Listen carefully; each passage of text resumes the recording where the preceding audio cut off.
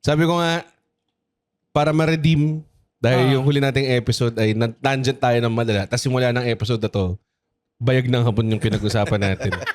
Promise, ayusin namin to. Ano pinag-usapan na last episode? Di ba yung mga powers of Powers the... na panjakol. Huwag na nating ayusin to. Tikimers.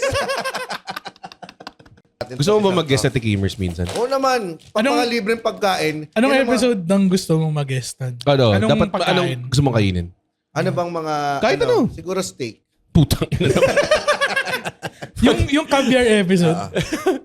Pag may episode na. Lobster episode, mga ganun. Yung gusto ko yung Mamu. Mamus, baka naman Mamu steak. Mamu, tayo na. Si Mamu James yan. Mamu James eh. Baka Mamu, mo yung tikimers. Baka kasi di ba medyo tropa natin yung Butcher Secrets. Baka naman Butcher Secrets. Ito na ba ang first episode ng Tikimers na kailangan mo magluto?